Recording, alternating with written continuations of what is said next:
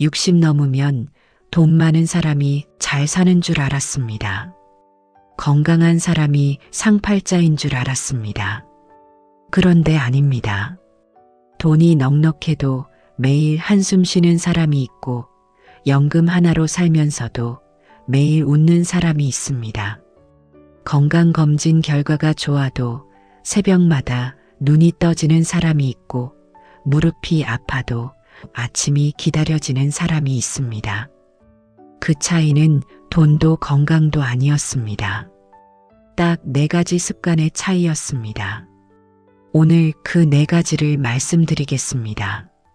우리 세대는 참 열심히 살아왔습니다. 새벽같이 일어나 일하고 자식 뒷바라지하고 노후를 준비했습니다.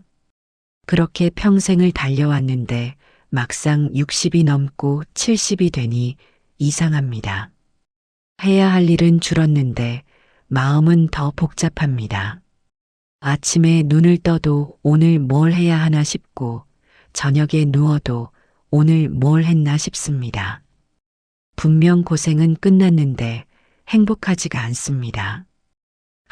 한국보건사회연구원의 조사에 따르면 우리나라 65세 이상 노인 10명 중 6명이 현재 삶에 만족하지 못한다고 답했습니다. 놀라운 건 그 이유가 가난이나 질병이 아니었다는 점입니다. 경제적으로 여유 있는 노인도 외롭다고 했고 건강한 노인도 무기력하다고 했습니다. 돈과 건강만으로는 채워지지 않는 무언가가 있다는 뜻입니다. 그렇다면 그것은 대체 무엇일까요? 왜 어떤 사람은 나이가 들수록 표정이 밝아지고 어떤 사람은 나이가 들수록 눈빛이 흐려질까요?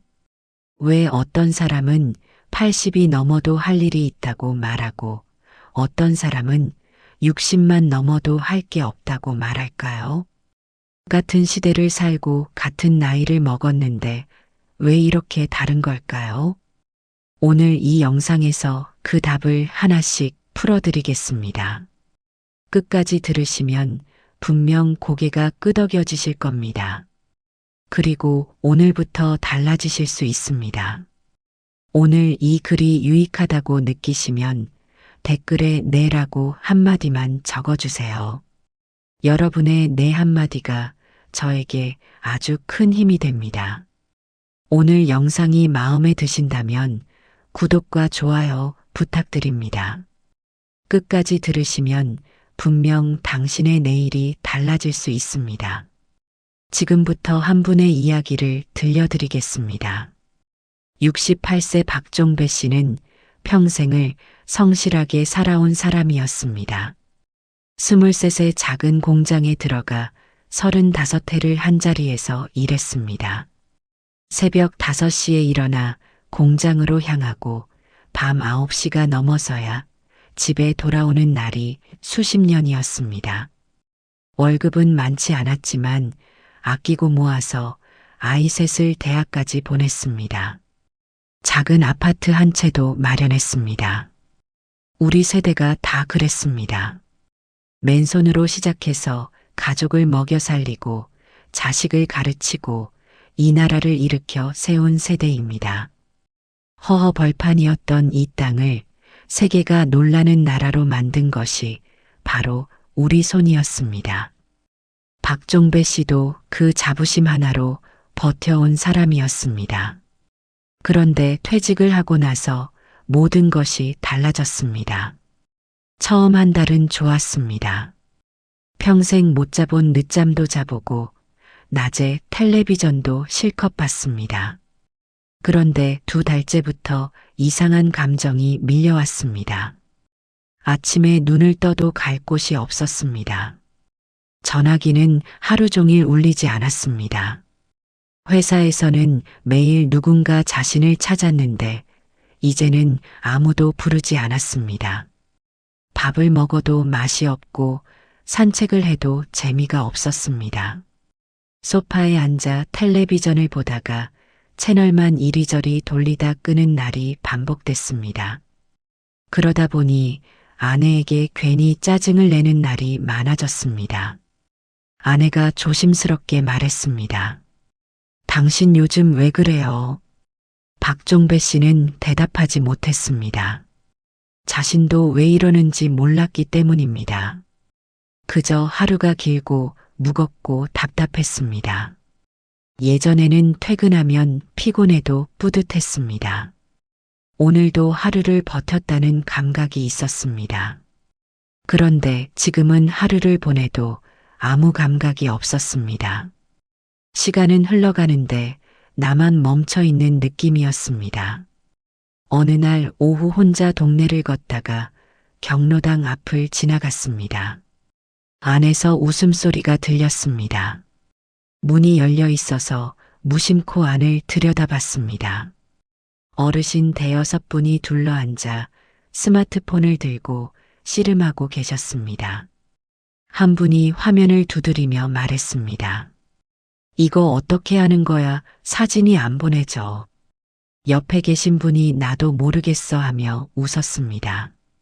박종배 씨는 그냥 지나치려다가 발걸음을 멈췄습니다.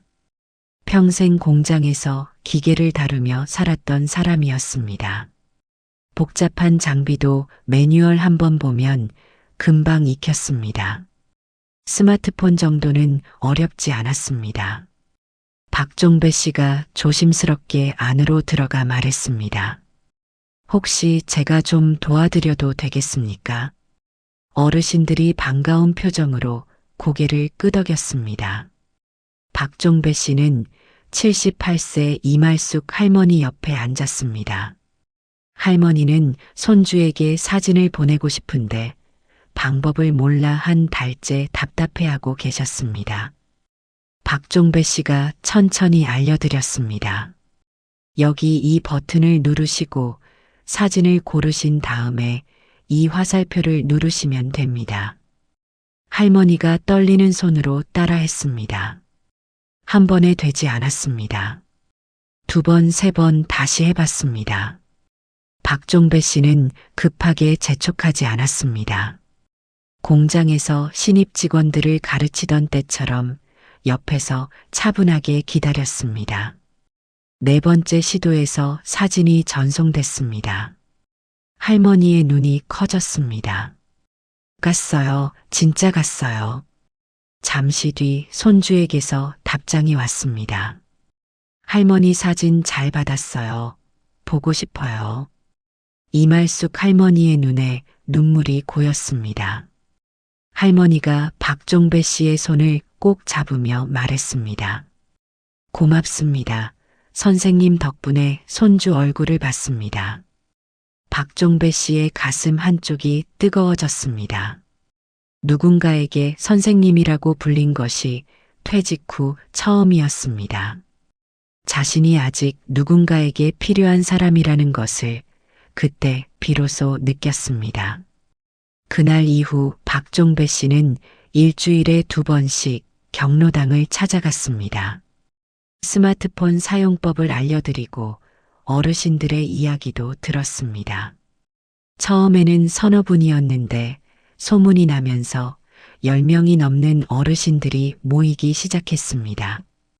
박종배 씨는 더 잘 가르쳐 드리고 싶어서 집에서 미리 준비를 했습니다.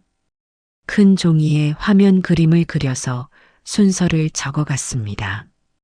어르신들이 따라하기 쉽도록 글씨를 크게 썼습니다.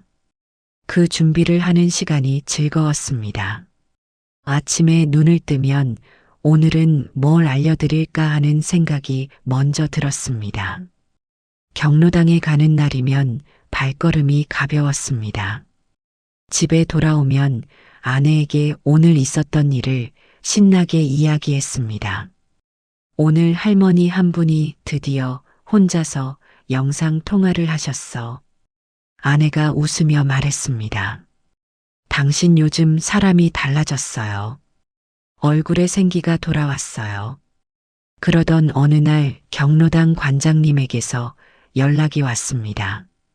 구청에서 어르신 대상 디지털 교육 봉사자를 찾고 있는데 박 선생님을 추천해도 되겠냐는 말이었습니다. 박종배 씨는 잠시 망설였습니다. 내가 그런 걸 할 수 있을까 싶었습니다. 그런데 이말숙 할머니가 손주와 영상 통화를 하며 웃던 얼굴이 떠올랐습니다. 그 웃음 하나가 용기를 줬습니다. 박종배 씨는 조용히 고개를 끄덕였습니다. 구청 디지털 교육 봉사자로 활동을 시작한 뒤 박종배 씨의 세상은 더 넓어졌습니다. 다른 동네 경로당과 복지관에서도 어르신들을 만났습니다.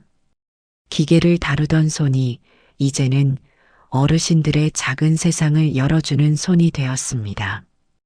1년쯤 지났을 때 구청에서 감사패를 받았습니다. 작은 행사장에서 박종배 씨의 이름이 불렸습니다. 단상에 올라가니 어르신들이 박수를 쳐주셨습니다. 이말숙 할머니도 앞줄에 앉아 계셨습니다. 할머니가 환하게 웃으며 손을 흔들었습니다. 박종배 씨는 감사패를 받아들고 객석을 바라봤습니다. 목이 메어서 말이 나오지 않았습니다. 가까스로 한마디를 했습니다. 저는 평생 공장에서 기계만 만졌던 사람입니다. 퇴직하고 나서 아무 쓸모없는 사람이 된 줄 알았습니다. 그런데 여기 계신 분들 덕분에 다시 쓸모 있는 사람이 됐습니다. 고맙습니다. 박수가 쏟아졌습니다. 행사가 끝나고 집으로 돌아오는 길에 아내가 팔짱을 꼈습니다. 아내가 말했습니다. 당신이 자랑스러워요. 박종배 씨가 웃으며 말했습니다. 나도 요즘 내가 좀 자랑스러워. 그날 저녁 아내가 차려준 밥상 앞에 앉았습니다. 따뜻한 된장찌개에서 구수한 냄새가 났습니다. 박종배 씨가 숟가락을 들며 말했습니다. 여보 고마워. 아내가 멈칫하더니 웃었습니다. 갑자기 왜 그래요? 아무것도 아닙니다. 그냥 이 밥상이 고맙고 당신이 고마워서 그렇습니다. 그날 밤 박종배 씨는 오래간만에 편안하게 잠이 들었습니다. 새벽에 눈이 떠지지 않았습니다. 다음 날 아침 햇살이 방 안으로 들어왔습니다. 눈을 뜨니 기분이 좋았습니다. 오늘은 경로당 가는 날이었습니다. 박종배 씨는 벌써 가방을 챙기고 있었습니다. 현관에서 신발을 신으며 혼잣말을 했습니다. 오늘도 좋은 하루가 되겠구만. 문을 열고 나서는 박종배 씨의 발걸음이 가벼웠습니다. 하늘이 맑았습니다. 우리 세대가 함께 이 나라를 일으켜 세웠듯이 지금도 우리가 함께하면 해낼 수 있는 일이 분명히 있습니다. 박종배 씨는 퇴직 후 잃어버렸던 것을 공장이 아니라 사람들 사이에서 다시 찾았습니다. 거창한 것이 아니었습니다. 내가 할 수 있는 작은 것 하나로 누군가의 하루가 바뀌었고 그것이 다시 나의 하루를 바꿔놓은 것이었습니다. 박종배 씨의 이야기를 들으시면서 어떤 생각이 드셨습니까? 대단한 사람의 특별한 이야기가 아닙니다. 평범한 사람이 작은 것 하나를 시작했을 뿐입니다. 그런데 그 작은 시작 하나가 삶 전체를 바꿔놓았습니다. 여기서 우리가 꼭 기억해야 할 것이 있습니다. 행복한 노후를 사는 사람들에게는 4가지 공통된 특징이 있었습니다. 지금부터 그 4가지를 하나씩 풀어드리겠습니다. 첫 번째는 남의 삶과 비교하지 않고 자기만의 기준으로 사는 사람입니다. 나이가 들수록 비교할 일이 많아집니다. 동창 모임에 나가면 누구는 자식이 의사가 됐다고 하고 누구는 강남에 집을 샀다고 합니다. 누구는 손주가 벌써 셋이라고 합니다. 누구는 제주도에 별장을 마련했다고 합니다. 듣고 있으면 내 삶이 초라하게 느껴집니다. 집에 돌아오면 괜히 마음이 무겁습니다. 배우자에게 우리는 왜 이것밖에 안 되냐고 짜증을 내기도 합니다. 그런데 생각해보면 그 이야기를 듣기 전까지 내 삶은 괜찮았습니다. 아침에 따뜻한 밥 한 끼 먹고 동네 산책을 하고 저녁에 텔레비전을 보며 하루를 마무리하는 일상이 나쁘지 않았습니다. 달라진 것은 내 삶이 아니라 내 마음입니다. 남과 비교하는 순간 지금 가진 것의 가치가 사라집니다. 어제까지 충분했던 것이 오늘 갑자기 부족해집니다. 내 집이 작아 보이고 내 자식이 모자라 보이고 내 인생이 실패한 것처럼 느껴집니다. 그런데 그것은 사실이 아닙니다. 내 삶은 어제와 똑같습니다. 비교가 만들어낸 착각일 뿐입니다. 고대 그리스 철학자 소크라테스는 이런 말을 했습니다. 만족할 줄 아는 사람이 가장 부유한 사람이다. 2500년 전의 말인데 지금 우리에게 그대로 해당됩니다. 심리학에서는 이것을 사회적 비교 이론이라고 부릅니다. 미국의 심리학자 리언 페스팅거가 밝혀낸 이론입니다. 사람은 자신의 상황을 스스로 판단하지 않고 주변 사람과 비교해서 판단하는 습성이 있습니다. 그래서 객관적으로는 충분한데도 비교 대상이 나보다 나아 보이면 불행하다고 느낍니다. 반대로 비교를 멈추면 지금 가진 것만으로도 충분하다는 감각이 돌아옵니다. 행복한 노후를 보내는 사람들은 남의 기준이 아니라 자기만의 기준으로 하루를 삽니다. 오늘 따뜻한 밥 한 끼를 먹었으면 그것으로 좋은 하루입니다. 건강하게 걸을 수 있으면 그것으로 감사한 하루입니다. 남의 잣대로 내 삶을 재지 않는 것이 노후를 지키는 첫 번째 지혜입니다. 기분이 무거워지는 모임이 있다면 횟수를 줄여도 됩니다. 대신 만나고 나서 마음이 편한 사람과의 시간을 늘리면 됩니다. 비교를 멈추는 것이 내 마음을 지키는 첫걸음입니다. 두 번째는 과거의 후회와 미래의 걱정을 내려놓고 오늘에 집중하는 사람입니다. 우리 세대는 유독 후회가 많습니다. 그때 그 선택을 하지 않았더라면, 그때 좀 더 아꼈더라면, 그때 자식에게 좀 더 잘해줬더라면, 그때 그 사업을 시작하지 않았더라면, 이런 생각이 꼬리를 물고 따라옵니다. 후회가 끝나면 이번에는 걱정이 시작됩니다. 앞으로 건강이 나빠지면 어쩌나, 자식들에게 짐이 되면 어쩌나, 돈이 떨어지면 어쩌나, 혼자 남게 되면 어쩌나, 아직 일어나지 않은 일을 미리 걱정하며 오늘 하루를 소비합니다. 후회는 이미 지나간 일이라 바꿀 수 없습니다. 걱정은 아직 오지 않은 일이라 해결할 수 없습니다. 바꿀 수 없는 것과 해결할 수 없는 것 사이에서 오늘이 사라지는 겁니다. 심리학에서는 이것을 반추사고라고 합니다. 과거의 일을 반복적으로 되새기거나 미래의 걱정을 끊임없이 되풀이하는 것입니다. 반추사고에 빠진 사람은 같은 생각을 수십 번, 수백 번 반복합니다. 생각을 많이 하니까 뭔가 해결될 것 같지만 실제로는 아무것도 해결되지 않습니다. 오히려 생각할수록 더 불안해지고 더 우울해집니다. 몸은 오늘을 살고 있는데 마음은 어제와 내일을 떠돌고 있는 겁니다. 로마의 철학자 세네카는 이런 말을 남겼습니다. 우리는 과거의 기억과 미래의 두려움 때문에 고통받는다. 진짜 고통은 현재에 있지 않다. 이 말을 가만히 생각해 보면 맞습니다. 지금 이 순간 당신 곁에 있는 사람을 바라보면 됩니다. 지금 이 순간 내가 숨쉬고 있다는 것을 느끼면 됩니다. 지금 이 순간 내 앞에 놓인 따뜻한 차 한 잔을 느끼면 됩니다. 어제는 이미 지나갔고 내일은 아직 오지 않았습니다. 내가 살 수 있는 시간은 오직 오늘뿐입니다. 후회와 걱정에 쓰는 에너지를 오늘 하루에 쓰는 것. 그것만으로도 삶의 무게가 훨씬 가벼워집니다. 오늘 하루에 집중하는 사람이 후회와 걱정에서 벗어날 수 있습니다.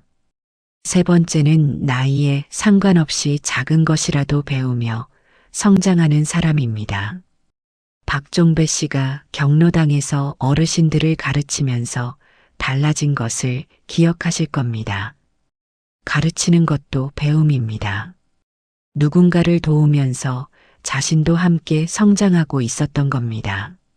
사람은 성장하고 있다고 느낄 때 살아있음을 실감합니다. 반대로 더 이상 배울 것이 없다고 느끼는 순간 마음이 늙기 시작합니다. 몸이 늙는 것은 자연스러운 일입니다. 그런데 마음이 늙는 것은 선택의 문제입니다. 나이가 들면 새로운 것을 시작하기가 어렵습니다. 이 나이에 무슨이라는 생각이 먼저 듭니다. 시작해봤자 잘하지도 못할 텐데 하는 마음이 발목을 잡습니다. 주변 시선이 신경 쓰이기도 합니다. 그런데 뇌과학 연구에 따르면 사람의 뇌는 나이와 상관없이 새로운 자극을 받으면 계속 변화한다고 합니다. 이것을 신경가소성이라고 부릅니다. 70세에 그림을 시작해도 뇌는 반응합니다. 80세에 글쓰기를 시작해도 뇌는 새로운 연결을 만듭니다. 90세에 악기를 배워도 뇌는 활성화됩니다. 중요한 것은 잘하는 것이 아닙니다. 시작하는 것입니다. 서툴러도 괜찮습니다. 느려도 괜찮습니다. 남보다 못해도 괜찮습니다. 어제 몰랐던 것을 오늘 하나 알게 되는 것. 어제 못했던 것을 오늘 조금이라도 해보는 것. 그 작은 성장이 하루에 의미를 주고 내일 아침에 눈을 뜨는 이유가 됩니다. 배움은 젊은 사람의 전유물이 아닙니다. 살아있는 한 누구나 배울 수 있고 성장할 수 있습니다. 네 번째는 많은 관계보다 진심이 통하는 사람 한두 명을 소중히 여기는 사람입니다. 젊을 때는 사람이 많을수록 좋았습니다. 명함이 쌓이고 연락처가 늘어나는 것이 인맥이라고 생각했습니다. 회식 자리에서 술잔을 부딪히고 골프장에서 악수를 나누며 관계를 넓혔습니다. 그런데 퇴직하고 나면 그 많던 사람들이 하나둘 사라집니다. 전화를 해도 받지 않는 사람이 생기고 모임에 나가도 예전 같지 않습니다. 자리가 사라지니 사람도 사라집니다. 그때 비로소 깨닫습니다. 그 관계가 나를 향한 것이었는지 내 직함을 향한 것이었는지를, 진짜 내 편이었던 사람이 누구였는지를. 영국의 심리학자 로빈 덤바는 연구를 통해 사람이 진정으로 깊은 관계를 유지할 수 있는 수는 5명 이내라고 밝혔습니다. 수백 명의 지인보다 한 명의 진심이 노후를 따뜻하게 만듭니다. 오래된 친구 한 명과 동네 카페에서 차 한 잔 마시는 시간. 아내와 저녁 산책을 하며 나누는 소소한 대화. 자주 만나지 않아도 전화 한 통이면 마음이 편해지는 사람. 힘들 때 아무 말 하지 않아도 곁에 있어주는 사람. 그런 관계 하나가 100명의 인맥보다 값집니다. 관계를 넓히려고 애쓰지 않아도 됩니다. 지금 내 곁에 있는 사람을 잘 돌보면 됩니다. 그 사람에게 고맙다고 말하면 됩니다. 오늘 안부 전화 한 통을 하면 됩니다. 그 한마디가 관계를 지키고 내 노후를 지킵니다. 이 네 가지는 돈이 들지 않습니다. 특별한 능력이 필요하지도 않습니다. 남과 비교하지 않는 것, 오늘에 집중하는 것, 작은 것이라도 배우는 것, 진심이 통하는 사람을 소중히 여기는 것, 이 네 가지를 실천하는 사람이 60에도 70에도 80에도 흔들리지 않고 행복하게 삽니다. 그렇다면 이것을 어떻게 오늘부터 시작할 수 있을까요? 거창한 결심은 필요 없습니다. 대단한 변화도 필요 없습니다. 아주 작은 것 하나면 충분합니다. 지금부터 그 이야기를 하겠습니다. 거창한 변화는 필요 없다고 말씀드렸습니다. 작은 것 하나면 충분합니다. 그런데 많은 분들이 이렇게 말합니다. 작은 것 하나가 뭘 바꾸겠냐고. 그 마음 충분히 이해합니다. 평생을 큰 일을 해내며 살아온 세대이기 때문입니다. 큰 성과를 내야 의미가 있다고 배워왔기 때문입니다. 그런데 노후의 행복은 큰 성과에서 오지 않습니다. 매일 반복되는 아주 작은 행동에서 옵니다. 하루 한 줄 일기를 쓰는 것, 아침에 차 한 잔을 천천히 마시는 것, 동네를 한 바퀴 걷는 것, 이런 것들이 대수롭지 않아 보입니다. 그런데 이 작은 행동 하나가 쌓이면 하루가 달라지고 한 달이 달라지고 결국 삶이 달라집니다. 심리학에서는 이것을 미세 습관이라고 부릅니다. 아주 작은 행동을 매일 반복하면 뇌가 그것을 자연스러운 일상으로 받아들입니다. 처음에는 의식적으로 해야 하지만 시간이 지나면 아침에 세수하듯 자연스러워집니다. 그리고 그 습관 하나가 다른 습관을 끌어옵니다. 아침 산책을 시작한 사람이 점심을 더 잘 챙겨 먹게 되고 저녁에 일찍 잠자리에 드는 습관이 생기는 것처럼 작은 변화 하나가 삶 전체를 조용히 바꿔놓습니다. 오늘 당장 해볼 수 있는 것을 하나 말씀드리겠습니다. 잠들기 전에 오늘 감사한 것 3가지를 떠올려 보는 것입니다. 거창하지 않아도 됩니다. 오늘 따뜻한 밥 한 끼를 먹은 것, 건강하게 2발로 걸어 산책한 것, 배우자와 마주 앉아 저녁을 먹은 것, 자식에게서 안부 전화가 온 것, 햇볕이 따뜻했던 것, 이런 것들이면 충분합니다. 처음에는 3가지를 떠올리는 것이 쉽지 않을 수 있습니다. 매일 똑같은 하루인데 감사할 것이 뭐가 있겠냐 싶을 겁니다. 그런데 하루 이틀 해보면 달라집니다. 감사한 것을 찾으려고 하루를 되돌아보는 습관이 생기면 평소에 그냥 지나쳤던 것들이 눈에 들어오기 시작합니다. 길가에 핀 꽃 한 송이가 눈에 들어오고 아내가 차려준 된장찌개가 새삼 고맙게 느껴지고 아침에 눈을 뜰 수 있다는 것 자체가 감사하게 느껴집니다. 그 감각이 하루를 따뜻하게 만듭니다. 2번째로 해볼 수 있는 것은 관계를 가꾸는 작은 습관입니다. 노후에 가장 큰 힘이 되는 것은 돈도 건강도 아니라 사람입니다. 그런데 관계를 가꾸는 것은 대단한 일이 아닙니다. 오래된 친구에게 안부 전화 한 통 하는 것, 아내에게 오늘 고마웠다고 한마디 하는 것, 자식에게 잘 지내고 있다고 먼저 연락하는 것, 이웃에게 인사 한마디 건네는 것, 이런 것들이 관계를 가꾸는 습관입니다. 특히 배우자와의 관계가 중요합니다. 수십 년을 함께 살다 보면 고마운 마음이 있어도 입 밖으로 꺼내기가 쑥스럽습니다. 매일 해주는 밥이 당연해지고 매일 함께 있는 것이 당연해집니다. 그런데 당연한 것은 이 세상에 없습니다. 지금 곁에 있는 사람이 내일도 곁에 있으리라는 보장은 아무도 할 수 없습니다. 그래서 오늘 말해야 합니다. 고맙다고, 당신이 곁에 있어서 좋다고, 쑥스러우면 짧게 한마디만 해도 됩니다. 그 한마디가 상대방의 하루를 바꾸고 나의 하루도 바꿉니다. 친구 관계도 마찬가지입니다. 나이가 들수록 친구가 줄어든다고 느끼는 분들이 많습니다. 그런데 친구가 줄어드는 것이 아니라 연락을 안 하니까 멀어지는 겁니다.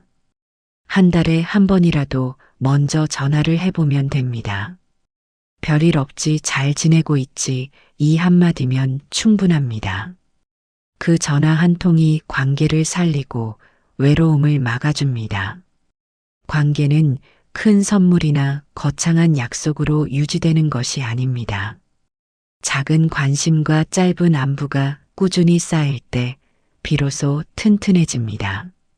고대 그리스 철학자 아리스토텔레스는 이런 말을 했습니다. 행복은 활동에서 온다.